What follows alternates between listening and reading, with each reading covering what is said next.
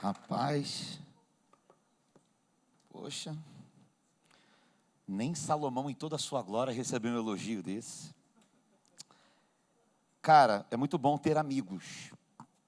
Eu aprendi uma coisa, que maturidade é a capacidade de lidar com os diferentes sem se vitimizar. E existem muitas diferenças entre eu e ele, mas não tem vitimização. É muito bom ser quem eu fui chamado para ser e encontrar alguém que entendeu isso na sua própria vida. Porque a gente vive um tempo muito difícil. A coisa mais bonita da sua divindade, a divindade de Cristo, era a sua humanidade. A gente vive num paralelo, no contrário. Ele abriu mão da sua glória, se esvaziou para ser quem? Homem. A gente está abrindo mão da nossa humanidade para ter a glória dele. Então a gente tem um tesão pela divindade. Quando fomos chamados para ser humanos, e a gente abre mão da humanidade para assumir o papel da divindade. E a gente não é competente para isso, não. Bom, então com Zé é exatamente isso. Dá para ser como fui chamado para ser. Fico feliz pra caramba. Eu conheço o Terça Cult desde o tempo do Davi Lago, que também é meu amigo e que me proporcionou conhecer o Zé. E aí eu falo assim, cara, é muito bom estar aqui, porque isso aqui é algo que eu queria conhecer, só que nunca pude, assim, estar aqui, né? E as outras vezes que eu tive aqui foi em conferências, passamos muito rápido, não vim como preletor, vim aqui para receber, podemos dizer assim. E isso aqui é um sucesso e é um desafio muito grande. Por exemplo, isso nunca existiria no Rio de Janeiro, um culto desse. 10h30 da noite, tem ninguém na rua. 10h30 da noite, se você vê um carro na rua, ele está correndo. E está todo mundo com medo de todo mundo. Você está na linha amarela, está 100. De repente passa um carro, vem atrás de você a 110. Esse 110 que ele está vindo é para passar de você, porque ele está com medo de você, e você começa a correr com medo dele também. Está todo mundo com medo de todo mundo. Aí eu fico pensando, como é que eu vou fazer um culto desse, no Rio de Janeiro, em frente à comunidade, 10 horas da noite. Aí eu estava falando até com o Daniel Lança, que é um outro brother aqui do Rio também, daqui de Minas. Eu falei, cara, eu estou aqui no hotel aqui, é feriado hoje. Falei, meu irmão, não estou sentindo falta de tiro de fuzil, pistola, não tem um favelado gritando, não tem ninguém brigando na rua para separar. Foi um negócio aqui é muito calmo, né? Esse feriado ele não é assim mesmo. Falei, assim o tempo todo é. Eu falei, cara, não estou acostumado com essa paz não, brother. Ele aqui só escuta passarinho, né? Eu falei, é verdade. Mas realmente essa cidade é encantadora.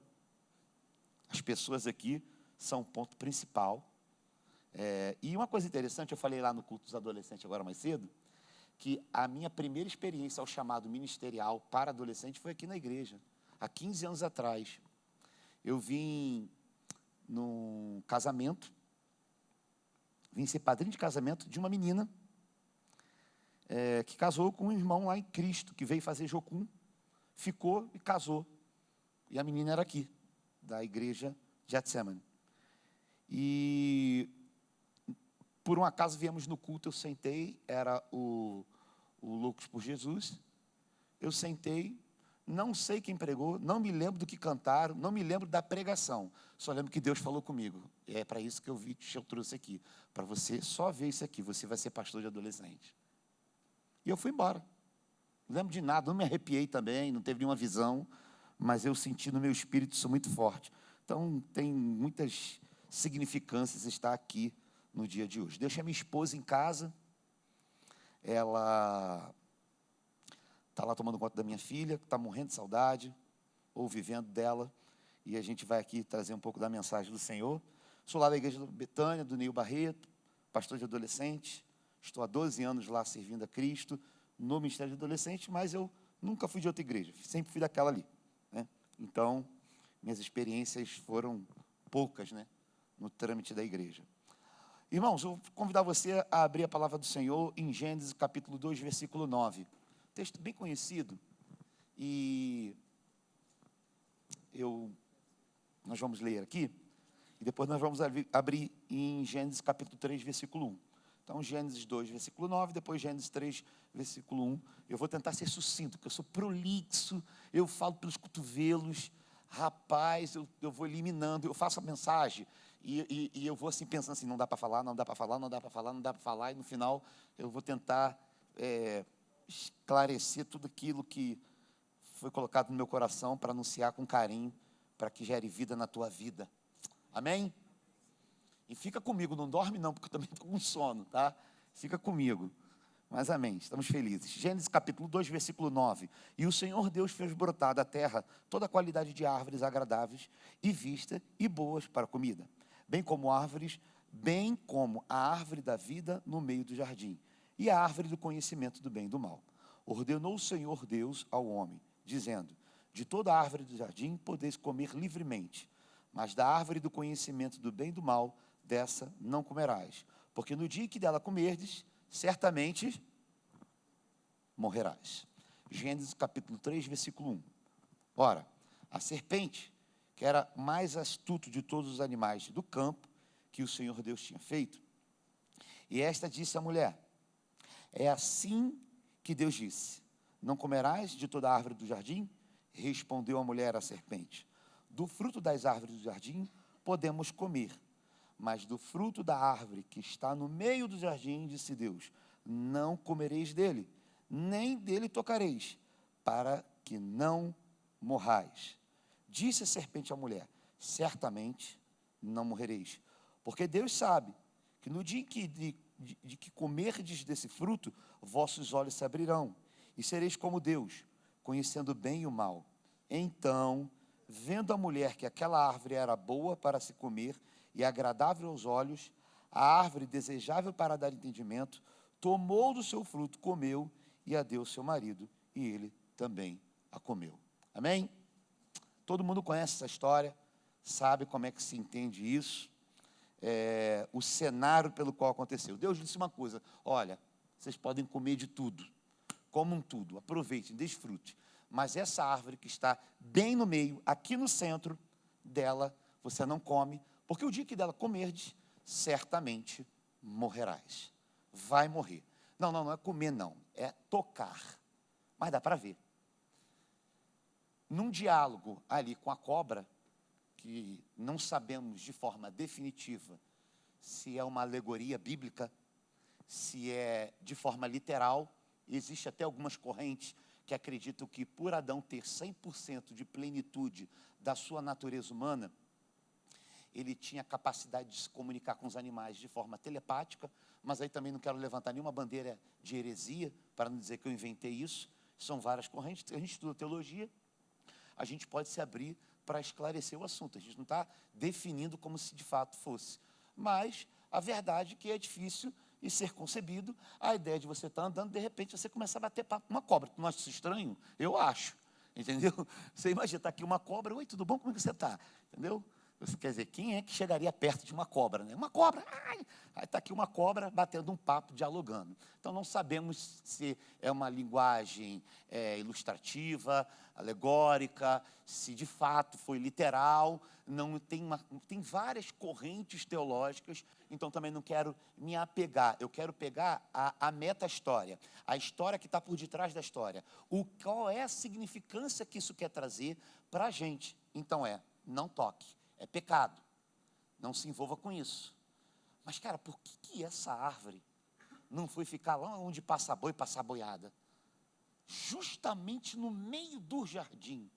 Bom, também não quero entrar nesse mérito. Mas uma coisa que a gente percebe é que tem 3 princípios que eles estão embutidos dentro desse cenário em que ali Adão e Eva viveram. Bom, a Bíblia, ela fala no livro de 1 João, capítulo 2, versículo 16, uma narrativa que ela aponta exatamente esses 3 princípios, e que eu vou falar agora. Primeiro eu vou ler o texto, diz o seguinte: porque tudo que há no mundo é a concupiscência da carne, é a concupiscência dos olhos, a soberba da vida, e não vem do Pai, mas sim do mundo. Ora, o mundo passa, a sua concupiscência, mas aquele que faz a vontade de Deus permanece para sempre. Qual era a vontade de Deus ali?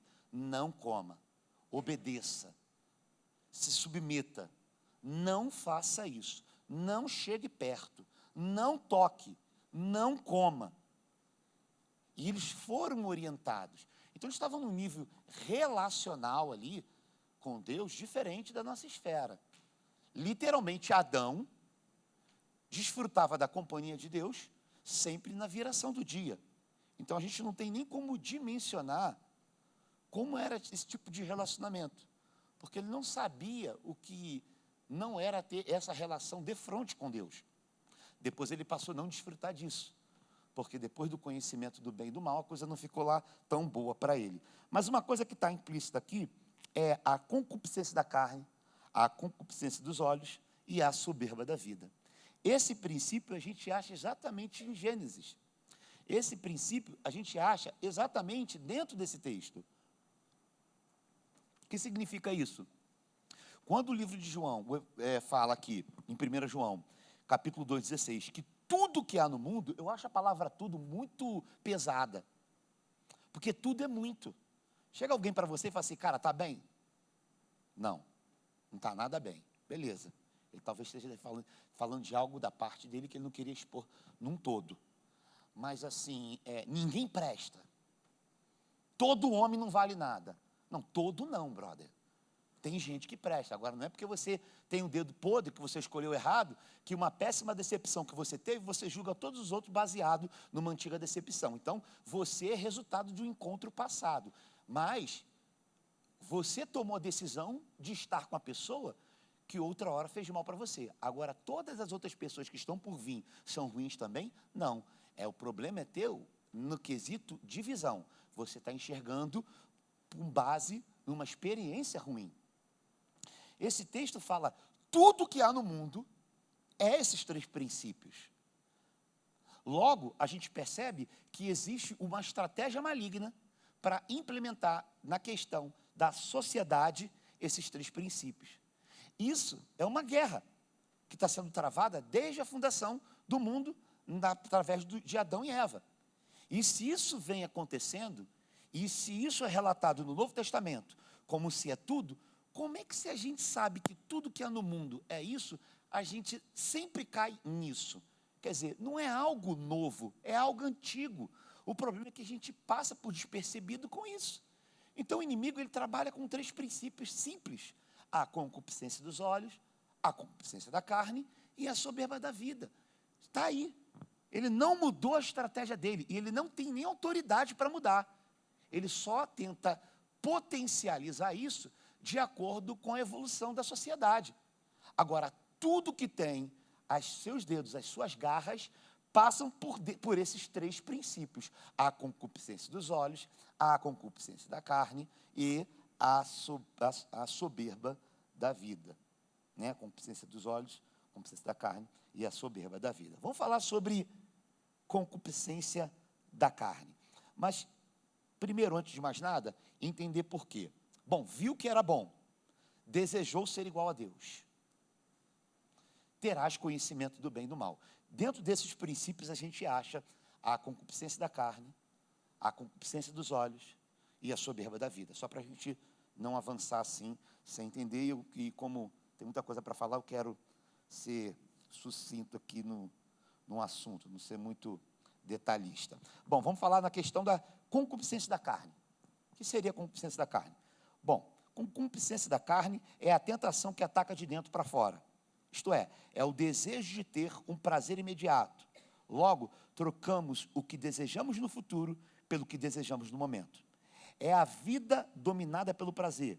É o hedonismo, isto é, a busca do prazer a qualquer custo. Cara, é o período sociológico que a gente vive. É a busca do prazer. É impressionante como a gente tem na palavra toda a orientação para fugir desse contexto. Mas a gente é totalmente refém desse ambiente.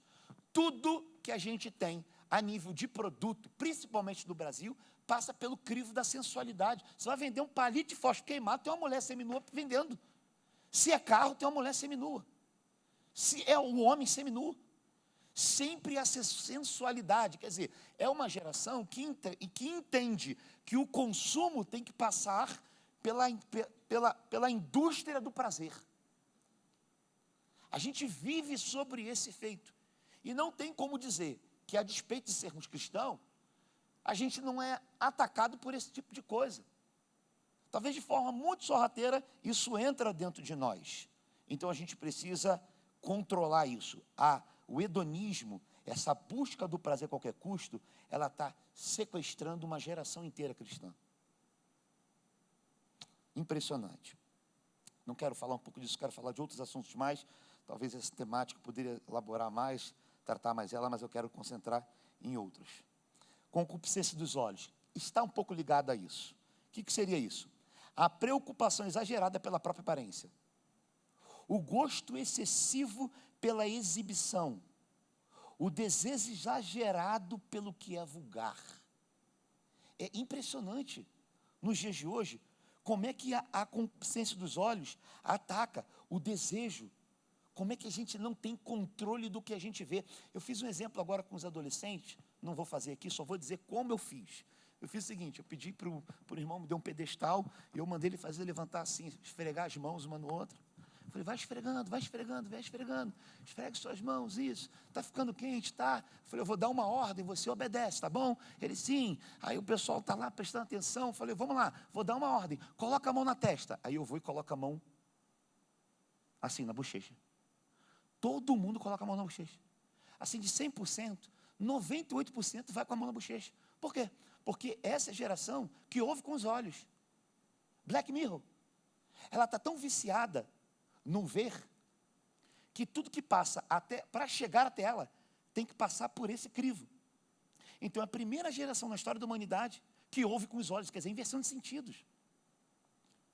Porque a gente absorve através da ação comportamental.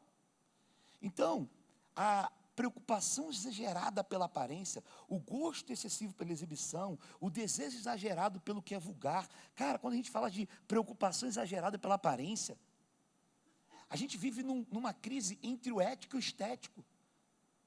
Gente que gasta muita energia na beleza, e não é pecado ser bonito, mas a gente nunca viu tanta gente bonita, mas tanta gente vazia ao mesmo tempo.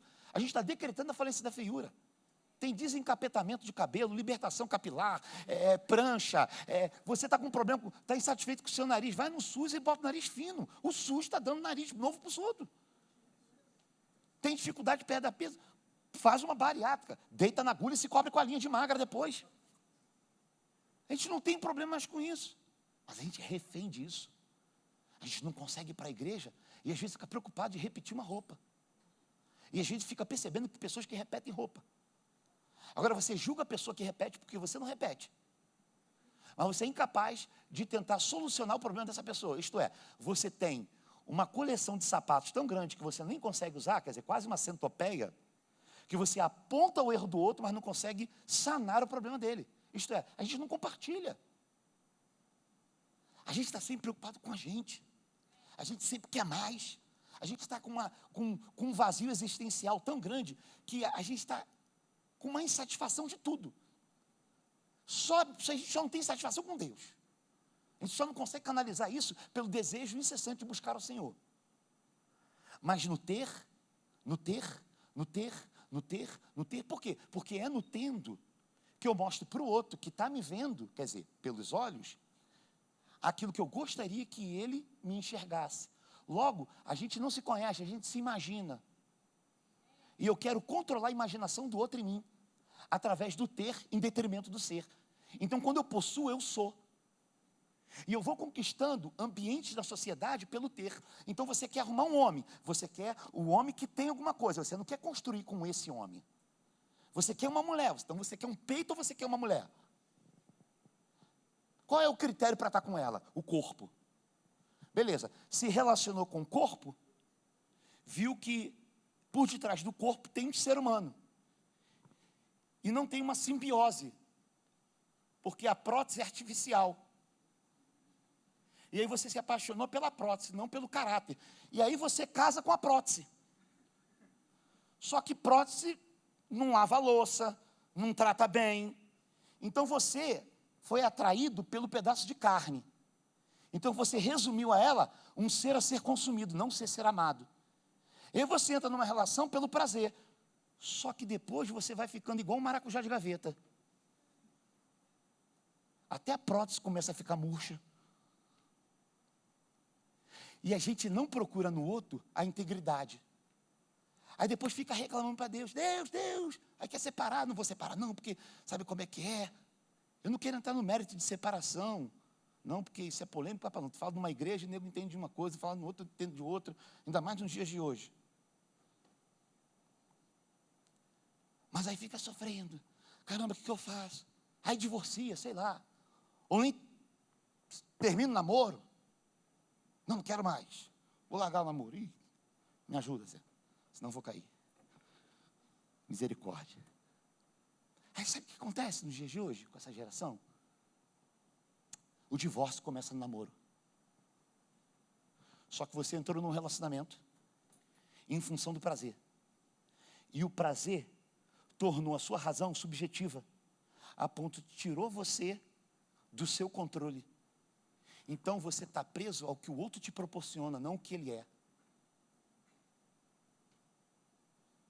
Existe uma síndrome chamada síndrome de Estocolmo. Quem sabe o que é isso? Deve ser psicólogo.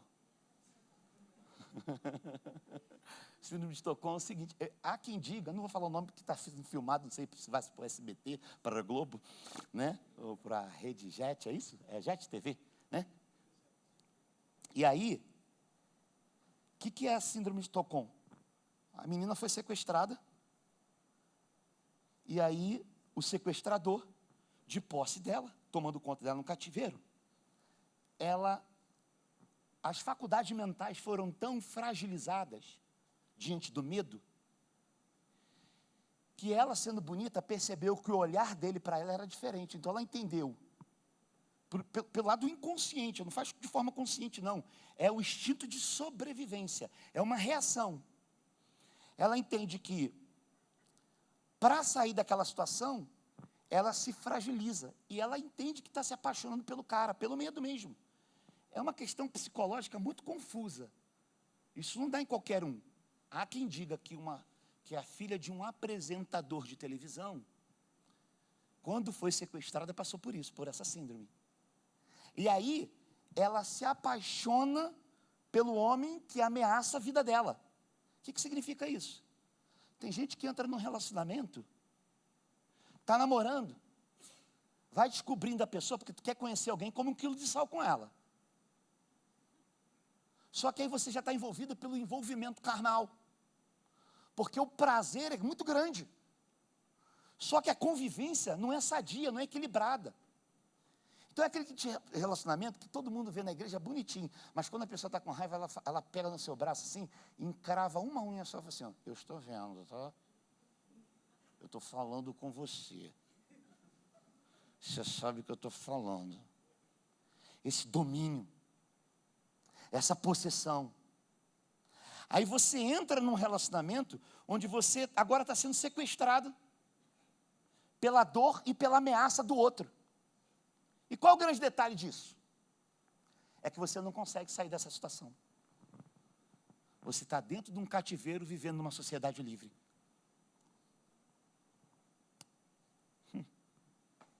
Concupiscência dos olhos.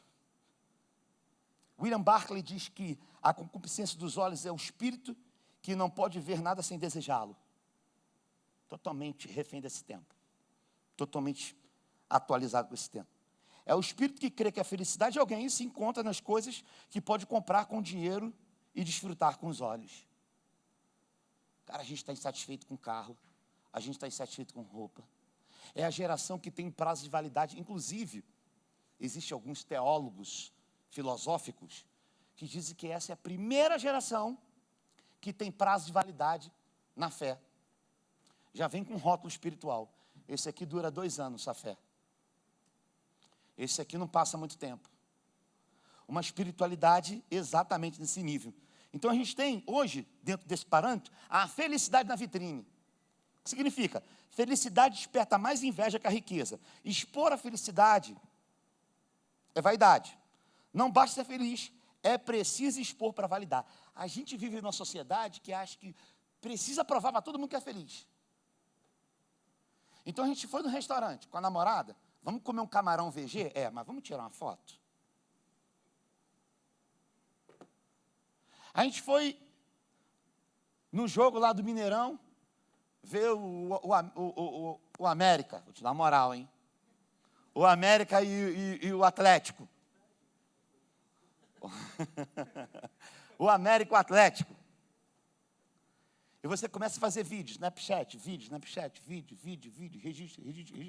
Acaba o jogo, quanto é que foi? Não sei.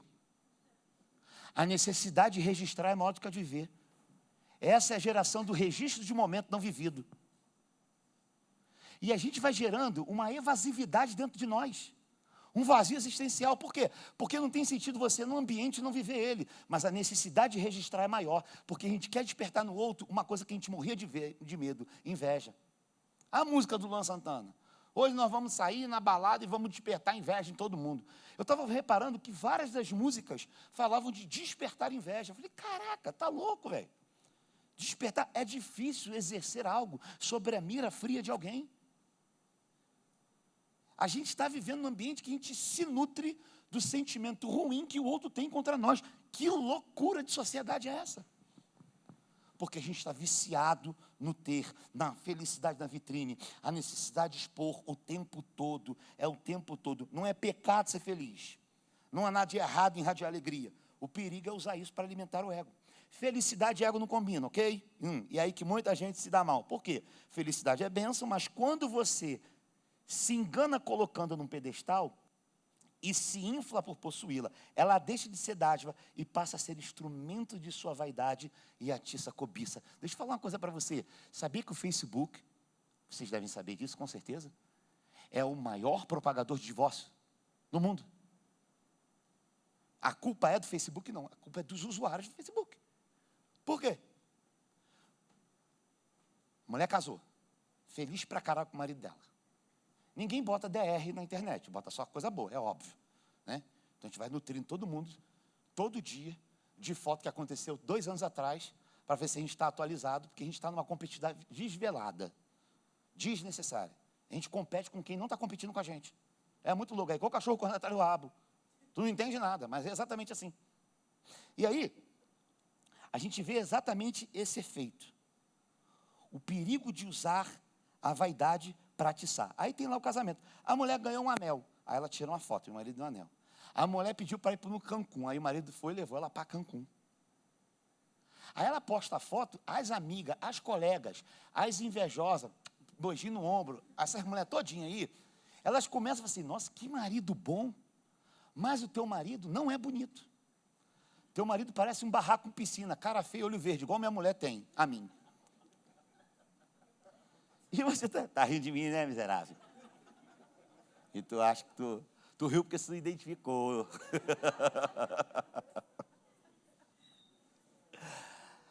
O que a mulher está vendo? A outra. Está vendo teu marido? Não, está vendo o que o teu marido está dando para você. E a mulher quer o teu marido. Não porque o teu marido é bonito, gostoso, mas porque o teu marido está proporcionando para você o que o marido dela ou o que ninguém está proporcionando para ela.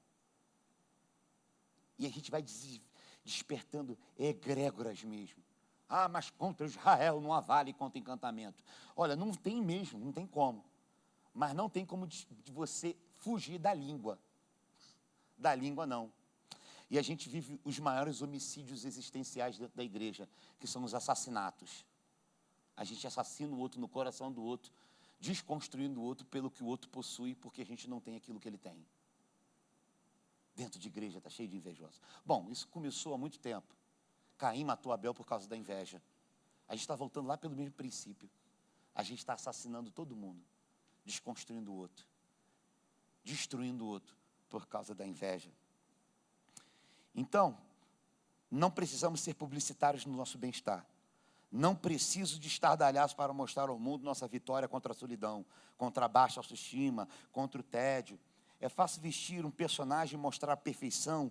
Quem tem certeza do que é possuidor de riquezas não fica mostrando por aí. Não precisa postar no Facebook, nem viver de aparência. Gostamos de curtidas porque queremos bajuladores na nossa vida. Todo mundo quer fazer sucesso. Todo mundo quer ser reconhecido. Todo mundo quer seus 5 minutos de fama. Nunca se viu tanta gente apaixonada por isso. Bom, tem mais coisa para falar, mas eu vou ser sucinto porque a hora está correndo atrás. Soberba da vida.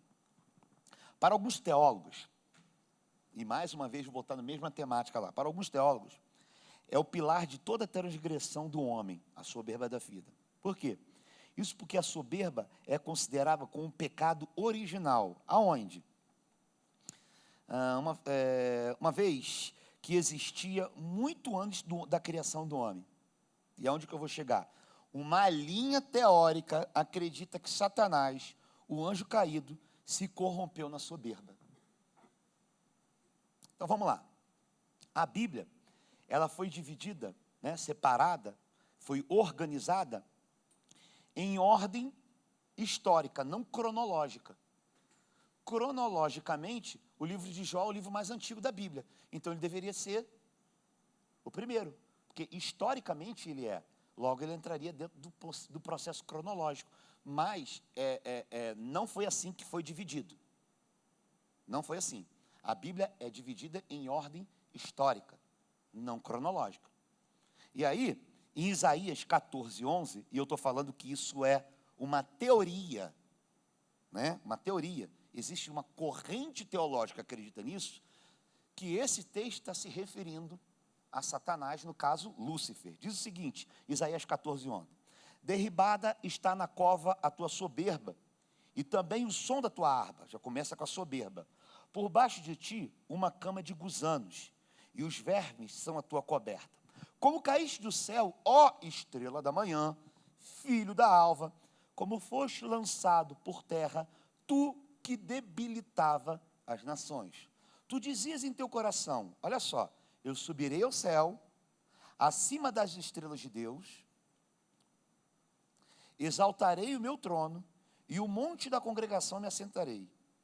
E nas extremidades do norte, subirei acima da mais alta nuvem, e serei semelhante ao Altíssimo. É o mesmo princípio, gente, de Gênesis. Contudo, serás precipitado para o reino dos mortos, nos mais profundos dos abismos. Presta atenção, aqui você acha o desejo de ser maior do que Deus, igual a Deus, a concupiscência dos olhos, a soberba. O mesmo princípio.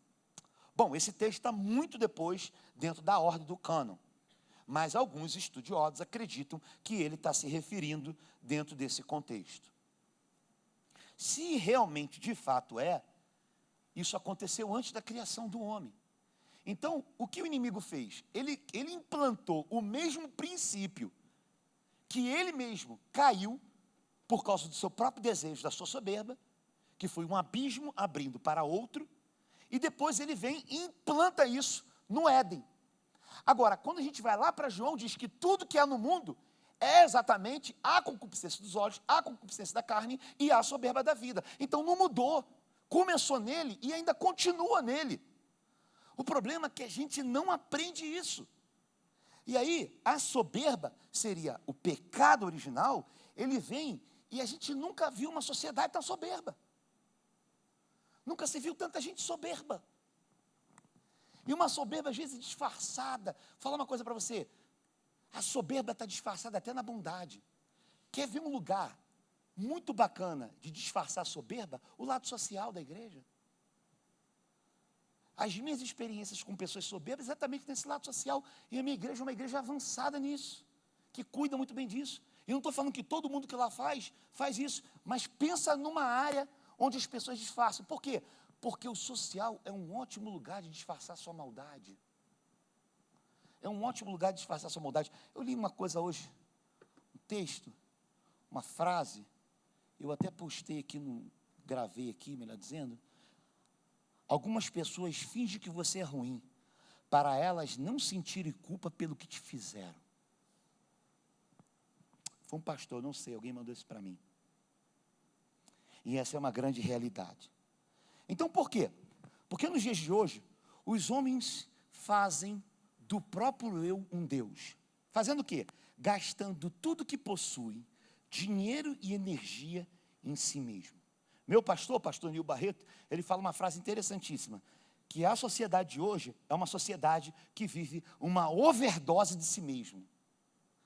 Tem tanto de você em você que o outro não cabe em você. Uma overdose de si. E a gente foi chamado para o outro. A gente foi chamado para ceder ao outro, para cuidar do outro, para proteger o outro. Mas existe em você um pseudo-piercing do umbigo do universo. Você está encharcado de si mesmo. Você não consegue ceder, você não consegue abrir para ninguém. Você não consegue compartilhar. Até a sua relação com Deus, com dinheiro, tem muito mais a ver com a troca do que com a obediência. Porque você às vezes dá o dízimo com o objetivo de receber o dobro. Porque você está preocupado nas promessas, não na ordenança, não na submissão.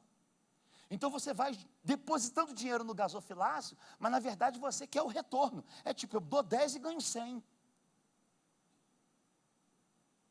A gente não consegue compartilhar com o próximo. A gente está vendo os outros morrer do lado e a gente passa por cima. A gente não consegue abrir mão do mínimo para quem não tem nada. E a gente está cantando sobre avivamento. Nunca se cantou tanto sobre avivamento como nos dias de hoje. A gente se reúne em estádio, a gente vai para reuniões, a gente tem canções. Agora, esse avivamento não vai acontecer nunca. Porque você não quer? Não, porque eu acredito e queria muito. Porque o avivamento desse tempo passa pelo crivo outro. O avivamento passa pela minha imagem. E o Senhor diz, na sua palavra, que Ele não divide a sua glória com ninguém. Essa é a geração da soberba que ama a glória. Não entendeu que a coisa mais bonita da divindade é a sua humanidade. E todo mundo quer o tempo todo a glória. A gente lida com os cantores, lida com as estrelas desse tempo, e você vê o cara lá em cima, mas ele não é acessível, ele é inacessível. É gente que cobra uma fortuna, é gente que sobe, e para subir aqui tem que rolar uma grana preta. E a gente vai subornando todo o sistema, porque a gente se nutre desses pequenos momentos de prazer esporádicos. Quando tem muita gente boa que a gente nem consegue, e a gente não consegue honrar com o mínimo. E a gente se alimenta, é uma geração que clama por algo, que, como eu disse, é uma geração profundamente rasa. E a gente mergulha em pessoas rasas, sofrendo o risco de ter traumatismo craniano. Soberba é um problema oftalmológico existencial. Problema de visão. É se enxergar muito além do que se é. Meu pastor falou isso uma vez. Um problema oftalmológico existencial. Isto é, se enxergar muito além do que é. A soberba da vida significa ostentação e gastar dos holofotes. Não pense que você está dentro da igreja, não, que você também está. Não pense que você está dentro da igreja, também está. E como tem? A vanglória, ou a soberba, no grego, no caso, a palavra, né? É alozoneia, o que significa jactância, ostentação do orgulho. Tem o grupo da ostentação gospel, sabia? Eu não sou contra quem quer ter o que quiser ter com o seu dinheiro, mas tem dificuldade de entender pessoas na igreja que pagam, por exemplo, a sua empregada, a sua babá, para cuidar do seu filho. Quer dizer, o que é o seu filho? O que é a minha filha? O que eu tenho de melhor na minha vida. A minha herança. Aí a filha foi deixada por Deus. Deus me deu essa filha. Aí eu coloco uma menina para trabalhar para mim. Eu pago R$900 para ela trabalhar para mim. Mas eu vou num restaurante e gasto 1.000. Eu consigo pagar numa comida que eu vou comer em 2 horas de ambiente, R$1.000, mas não consigo pagar R$1.000 para uma pessoa que cuida daquilo que eu mais tenho de precioso. O que você está mostrando inconsciente? O nível de valor que você tem, ético e moral.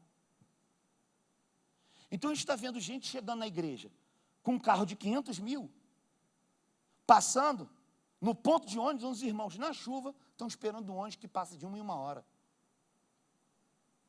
Quando o mesmo carro de 150 faz as mesmas coisas, e aí vem a galera do avivamento, que a gente enche os estádios para ver, e quando eles saem de lá, eles estão nas suas Land Rovers, tirando foto de vidro, porque todo mundo quer mostrar o teto. Porque está na moda ter carro com teto. Você é contra isso? Não. Desde que você faça o mínimo.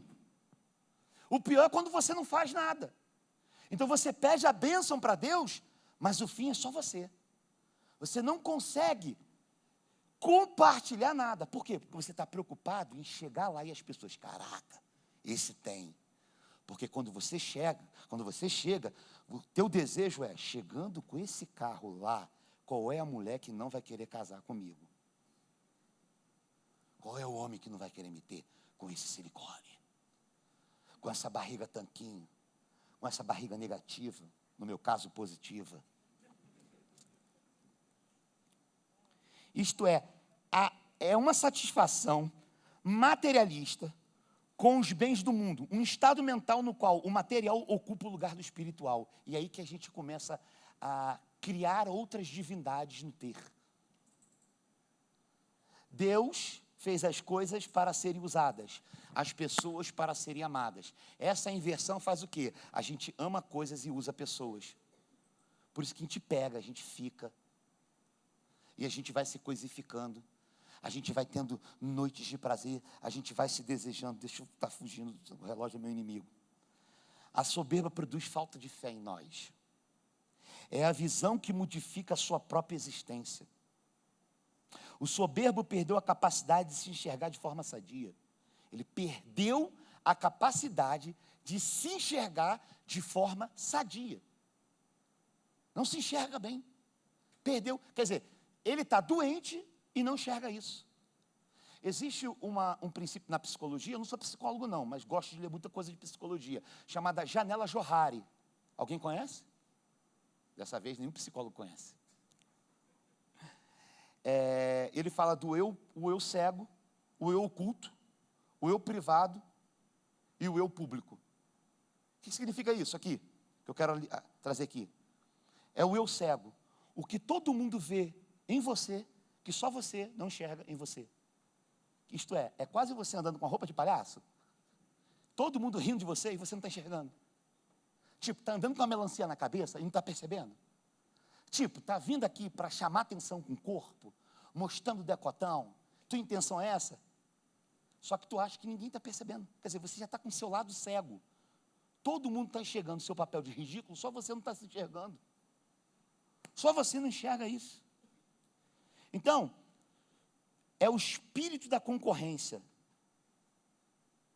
Estamos competindo com quem não está competindo conosco. Já falei um pouco disso. O soberbo sofre com comparação. Gente, que horrível esse tempo. Sofre muito com comparação. Adolescente, então, mas todo mundo afeta disso. Por quê? Porque a gente está sempre cuidando da vida do outro. Quando você vê uma pessoa muito viciada em rede social, é porque há uma insatisfação existencial com a sua própria vida. Quer dizer, olhar a vida do outro é porque há insatisfação na minha vida.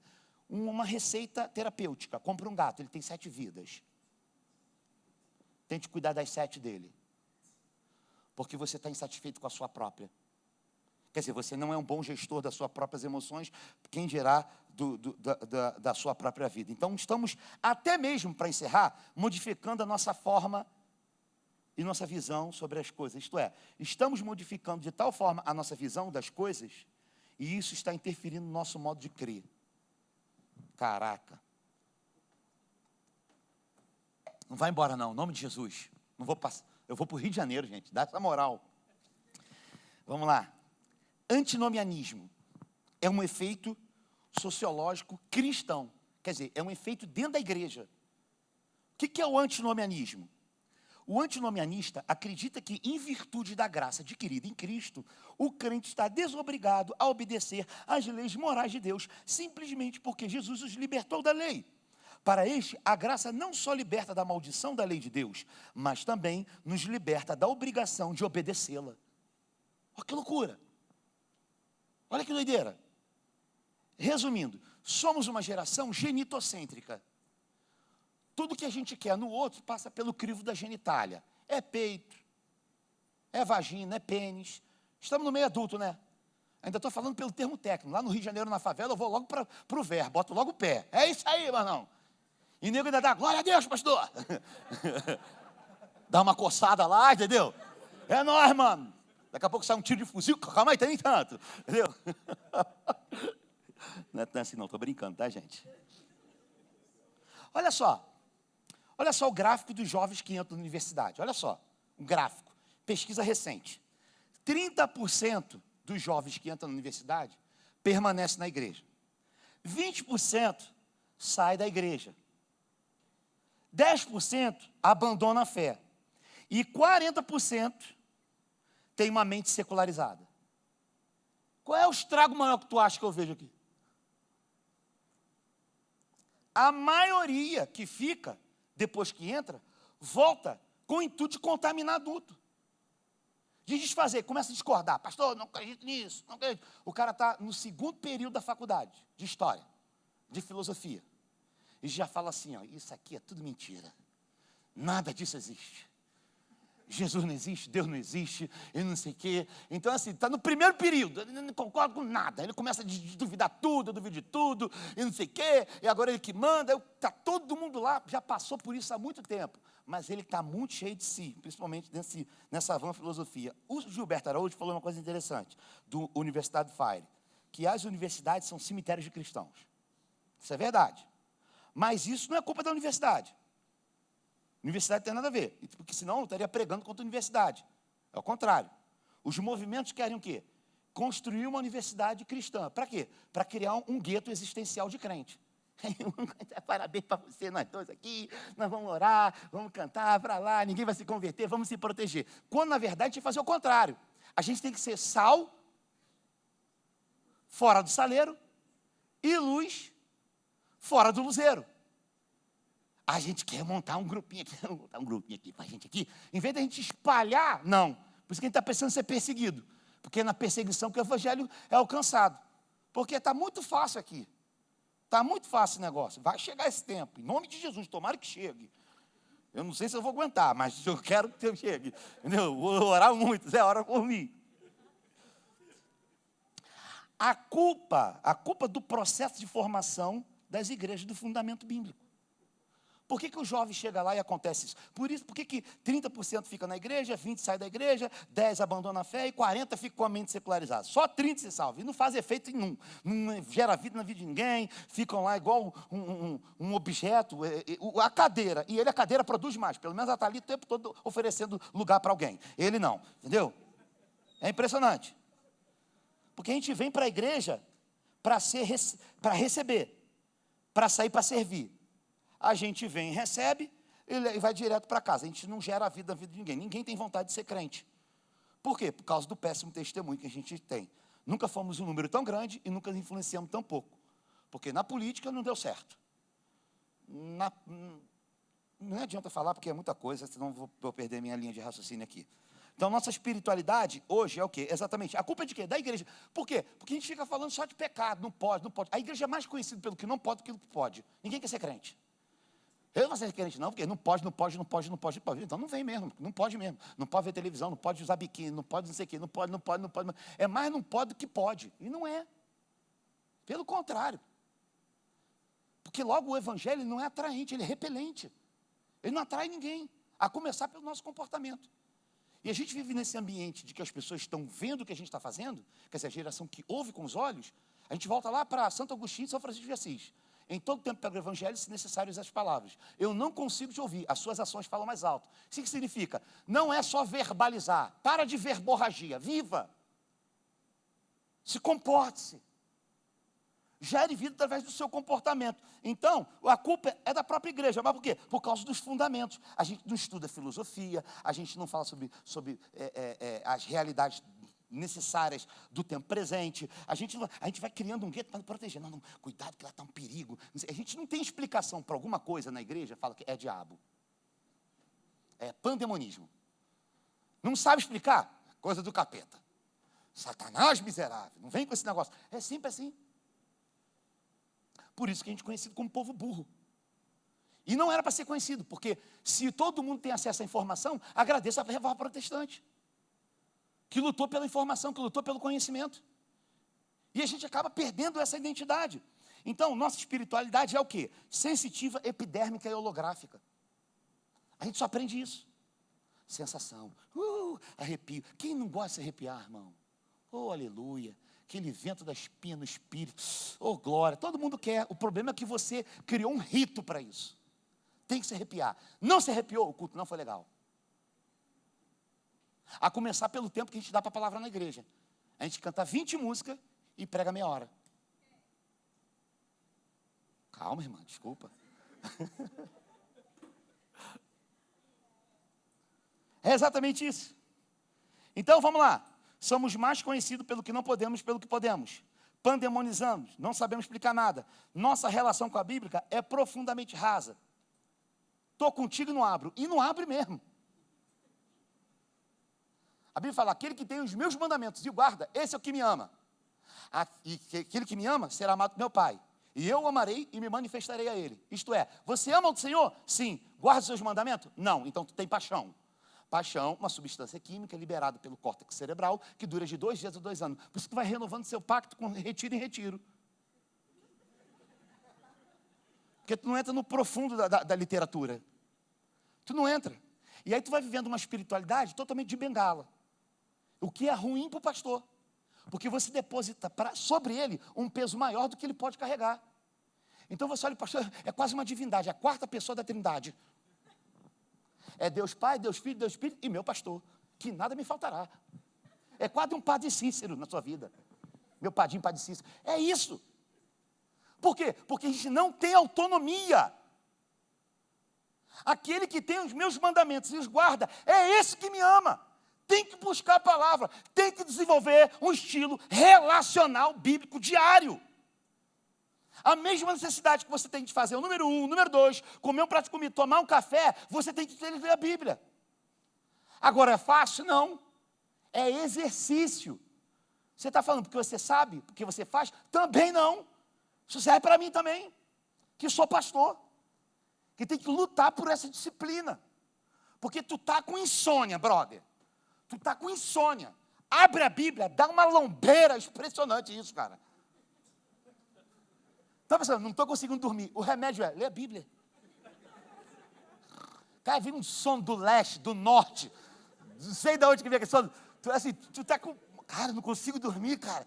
Cara, pega a Bíblia e abre no Salmo 190. Rapaz, é na hora. Eu, meu pastor. E lá, Pai, em nome de... Só acorda 7 horas depois. Amém. Sonha com os anjos, caramba. Então é guerra, meu irmão. Para ler, agora presta atenção, já parou para pensar? Se quando tu abre a Bíblia, te dá sono, foi o anjo ou foi o demônio que soprou? Foi o anjo, né? Que lindinho. Se deu sono, brother, vigia, porque tem um Satanás bem atrás de você o tempo todo. Ai, ai, vivemos uma eterna adolescência espiritual. O que é adolescência? É a perda definitiva dos benefícios da infância e a responsabilidade pela primeira fase adulta. A gente quer ser teen espiritual. A gente não quer avançar, a gente não quer transcender. A gente só quer ficar nessa vibe assim de, não, eu sou um crente assim. Por quê? Você é crente. E o adolescente é o seguinte, qual o problema dele? Ele tem 5, 6, 7, 8, 9, 10, 11 aninhos. Ele está no sofá, a mãe vem com um todinho. Filho, todinho. Aí dá na mão, volta. Aí daqui a pouco está frio, ela vem e coloca uma meia no pé. Daqui a pouco, filho, mãe, o canal está funcionando. Calma aí, filho, que eu vou lá na esquina comprar a pilha e já volto. Não faz nada, só mordomia. Vira adolescência, levanta seu traste. Cala a boca, levanta, vamos embora. Está na hora de acordar. A coisa muda, começa a trazer responsabilidade. E aí o que acontece? Quando a gente não faz essa transição da responsabilidade da fase adulta espiritual cristã, a gente vai exigindo de Deus e fazendo dele um supermercado existencial. A gente olha para Deus também nessa perspectiva do consumismo. E aonde que a gente chega nisso? Deus, um supermercado existencial. Está precisando de um marido? O que você faz? Vai num culto para receber marido. Aí você vai na prateleira da fé, dos maridos, louro, moreno, com dinheiro. Com dinheiro já está quase escassez, já não quase tem. O critério, Kaká, com dinheiro, alguém já tomou. Entendeu? Modelo Kaká e com dinheiro. Já foi, meu filho. Você já está em falta, já faz anos isso. Entendeu? E é sempre assim. Você vai se relacionando com Deus à proporção das suas necessidades. Eu quero isso, eu quero aquilo, eu quero. Já viu adolescente? Pai comprou um telefone para ele no início do ano. Aí no final do ano, ele era o 8, iPhone 8. Agora já estão no iPhone XYZ. Sei nem que negócio é esse. 12, 11, sei lá. Mãe, eu quero. Não posso comprar que estou pagando. Não, eu não pedi para nascer. Aí você recebeu uma promessa de Deus, que Ele te daria um emprego público, que Ele te daria um varão, que Ele te daria uma varoa. A palavra foi para você, tome posse. Você tomou, foi lá no alto da igreja, na frente, todo mundo, é meu, entendeu? No meio do culto, saiu correndo, ninguém vai pegar, saiu correndo com essa promessa. Aí passou 1 ano nada, 2 anos nada, 3 anos nada, 4 anos nada, e tu foi se deformando. Aí Deus para o meu, Ele falou para mim, Deus, por quê? Por que você não dá? Aí Deus fala assim para você nessa noite, eu não te dei, porque você não é a mesma pessoa hoje, que você era quando eu te prometi. Eu me relaciono com você, com aquele que você era, não com o que você se deformou. Se eu te der o que eu te prometi agora, você me abandona. Deu para entender? Só voltar. Só voltar. O que é pior? Um ateu que acha que Deus é um delírio? Ou um crente que crê que Deus é um detalhe? Essa é a geração que se relaciona com Deus ignorando a sua soberania intelectiva. Tem gente que esquece que Deus é inteligente. E acha que sua divindade vai se submeter aos seus sentimentos adoecidos de uma adolescência espiritual mal resolvida. Enquanto você ficar nessa masturbação espiritual, você não vai transcender e não vai amadurecer. E aí, liberdade sem maturidade faz com que você construa o seu próprio chiqueiro. Qual é a dinâmica? Vamos levantar, vem aqui na frente, vamos orar. Não, claro que não, né, gente? O mais maneiro de tudo não é quando tu vem na frente. Se a gente trata com adolescente, dependendo de um culto, que a gente vê um anjo passando lá por trás, aí beleza. Mas aqui não. Aqui é o seguinte, anotei o que ele falou, entendi, o recado é esse, vou para casa gritar no chuveiro, bater a cabeça no ladrilho. Pá, tem que mudar. Pega uma faca e encrava na perna. Porque às vezes só na dor que o negócio funciona. Porque o que a gente faz? Um mantra. Vem aqui na frente. Eu vou orar por você. Aí o que você está pensando lá? No cajado do pastor. Na 4ª pessoa da Trindade. Na bengala espiritual. Que vai fazer por mim aquilo que eu não tenho de vontade, não tenho coragem de fazer por mim mesmo. A gente vai terceirizando a nossa responsabilidade. Porque você acha que a vida cristã é um mundo encantado. Não é não. É atitude. É metanoia. Volta e faz diferente. Anota na caneta. Pega o papel, anota. Eu preciso mudar. Aí o que tu faz? Procura o pastor Zé, que semana que vem vai lotar o gabinete. Em nome de Jesus. Sabe para quê?